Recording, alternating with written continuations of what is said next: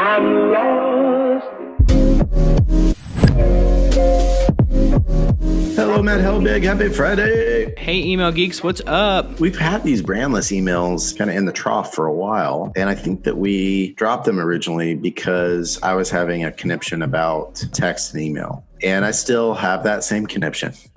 But yeah, we've had a few of them on our site, and then we've sort of stopped featuring them over time, and I feel bad about it, but I think, going back to your point, the live text part is my hang up too. Yeah, it's tough. So let's dig in. Like some of the emails we've done over the last couple of weeks, there is so much that this email gets right. Need help in creating really good, awesome email templates for your campaigns? Discover how Email Monks can make that happen in a snap. They are experts at designing and coding email templates at a great price. If you want to level up your email game, give Email Monks a try. Just right off the bat, and I'm just going to say it once, live text means that, one, your email has longevity, meaning you can also publish it to your site, which is indexable and allows for further SEO. Mm-hmm. Two is it's more easily responsive, which means that, on any device, on a mobile device, on a tablet, on a computer, and on a screen reader for a sight impaired person, everybody is able to get the content that is inside this email. It is around the corner that somebody's going to get their ass sued for having image or text and image the same way that Target got sued about 14 years ago for not complying with good accessibility practices.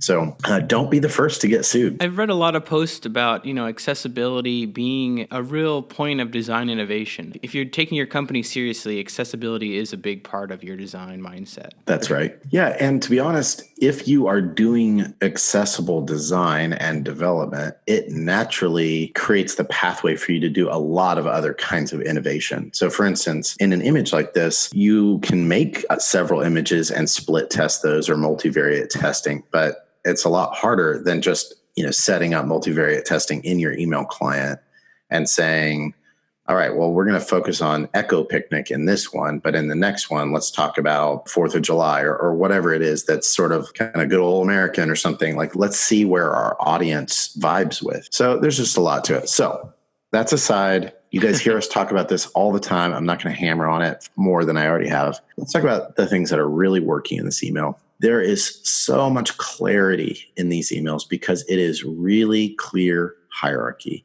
Nice, big text. Nice, clear calls to action with consistent color and CTA. And you can also do that using imagery alongside of it. And man, they've just done a great job here. Brandless is a cool company. I've ordered through them and they provide good products. I think everything on their site is $3. So it's just pretty interesting. But I've just been pretty happy with these emails. When I get them, I know exactly what to do. I know exactly how to read them. And they're just easy to look at. And there's a ton of ways you can do this. Many of the emails we've been looking at are all done with sans serif fonts and more of a web-oriented new vibe, but it could easily be a totally different brand with a serif font or with a display like handwritten font, all kinds of things. But it's still achieving that clear hierarchy. And you do that with really clear headings, strong, bold headings, and then easy to read body copy and really simple, clear CTAs consistently throughout the experience. So if we keep moving through this, it's just aesthetically interesting. I'm drawn to the imagery. Actually seeing real food is like, okay, yeah, I kind of want to make like a compostable picnic. Yeah, these product shots definitely seem tailored for this email. So what do you think about the navigation bar, this whole top section? Because usually I'm not a big fan, but this one is actually pretty good, I think. When I was working at Relay Foods as their chief creative, we were looking at some of these things, and consistently the opportunity to dive into some of the core navigation was something that we found was very effective. I think this is very pared down. These are focused to me. They make a lot of sense. Yep. And you can probably test that, right? So they're saying, hey, I think the top 3 categories are going to be food, household, and beauty. And then let's just do that. My guess is this little icon man probably doesn't get clicked at all. Yeah. I don't know. Maybe I don't see the likelihood of me saying, how do I get to my account There's no information in this email that's saying, go, oh yeah, I need to go do that. It doesn't seem as high priority for me, or it doesn't connect as much. I understand somebody thought it was a good idea and maybe they're testing it. So whatever. As you go down through the email, I think they've done a nice job here of, again, good hierarchy of text. Their typography could use just a little bit of work. I'm a type nut. And so I think a lot about these kinds of things is the body copy is a little tight in its leading. So it needs a little bit more space to breathe. Mm-hmm. And it's probably a medium font weight. And that's a little harder to read in body copy. And so I would suggest a regular weight there. That's always going to help. And then even the leading here on these headings is super duper tight. I understand that's an aesthetic some people want sometimes, but it's a little too tight here. Mm-hmm. So that aside, I think that the hierarchy is working really well. And I think they are doing a good job of keeping people moving down through the experience. In this case, they do the left, right, left type of, and I think it's working here. Sometimes that can feel a little hectic on the brain, but I think more or less it's working here. One of the things I love, and we've talked about this, is just really consistent CTA colors. I know if I see something even generally I'm interested in here, like the flatware, I know exactly where to click and just get right into it. This isn't like the most exciting products in the world, but I think this email does a very good job of make it, being interesting. And what do you think the placement of those threes? Did you put them on the image? Do you think that lockup is nice? Or I think it's working. Yeah. I mean, to me, imagery, we just wrote this article not long ago, kind of at the end of December, about imagery. And this is what I would call supporting imagery, right? So the goal of this imagery, the service it does for the customer, for the reader, is to go, oh, this is what sugarcane fiber plates and bowls look like. Oh yeah, that's what I want. So it increases your cognitive speed so that you can make a decision, more rapidly. If I was to change anything in this space, I think they're a little tight. Just open up with a little more white space. We've been talking about white space a lot over the last few weeks, and this is one of those things. I'm a fan of those CTAs too. They're very to the point, and they make a lot of sense too.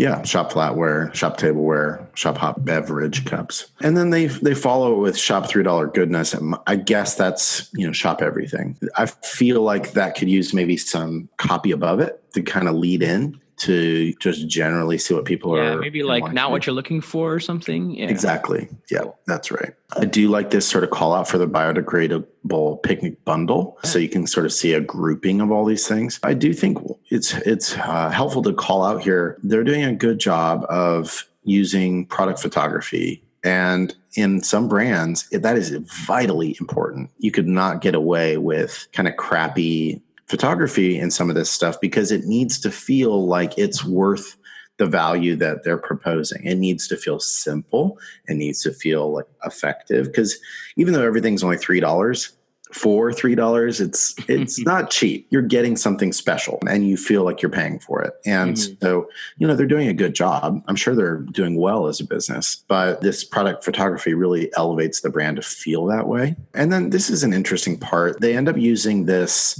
script for life here, Brandless Life.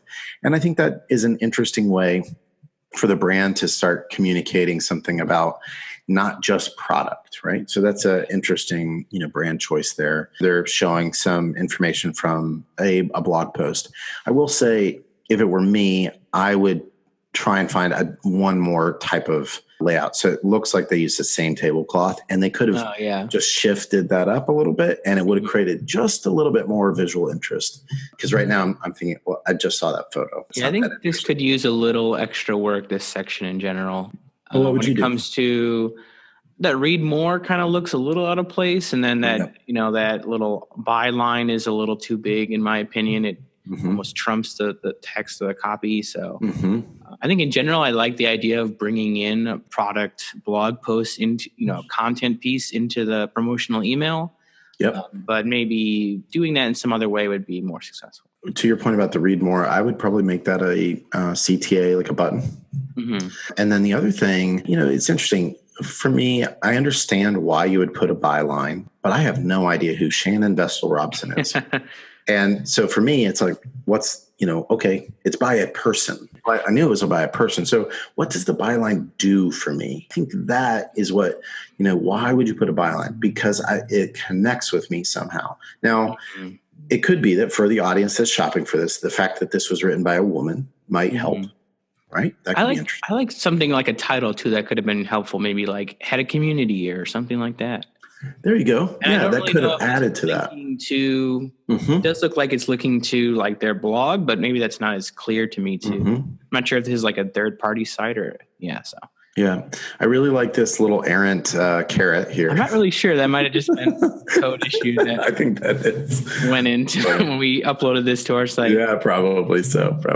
One more thing on this area, actually, that I was just thinking about is if you are going to be showing more from the blog, why not go ahead and link to just article titles or topics that are already covered. So if this article didn't catch your fancy, maybe these will, right? You can do that in a real nice summarized way. But I do also like this. They have this in the bottom of all of their emails, and it's sort of a consistent footer experience for a lot of web. And I think it's a nice pattern to bring over into email.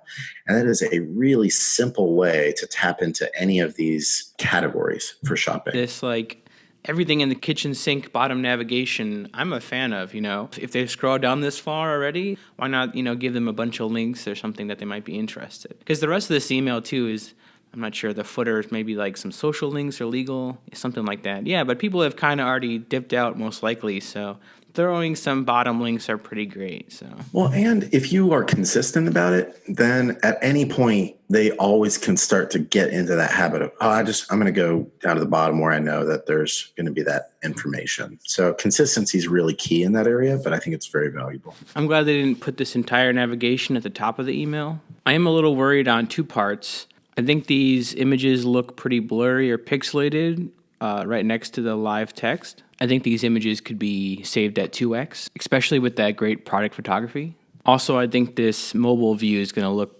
pretty sad. I'm not sure if they really optimized this email at all.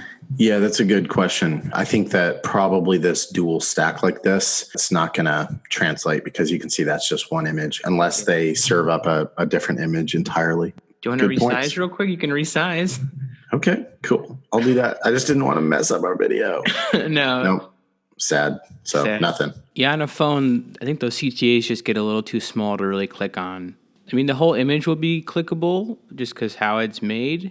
And this is basically a mobile-first design anyways, but this does almost feel just like a PSD layout. I think they could be taking advantage of some of the quirks that desktop and mobile email clients have. I think that means converting a lot of this text on images to live text to be accessible and making all these buttons bulletproof throughout the email. It's one of those things too. I really, as somebody who's led product a lot, I get it. You're making a choice. Like, is it worth the time and energy and effort right now for email to do this responsive stuff? And it's a hard decision. So hopefully people are just continuing to push the boundary and work hard at, getting it to that next level. But we sure understand. I mean, it's a ton of work to get this right. Let's say they made this whole thing live text, fully accessible, fully responsive, and they A/B test it with their old design. Maybe it would drive some more sales, but at the end of the day, it probably is going to make them around the same amount of money.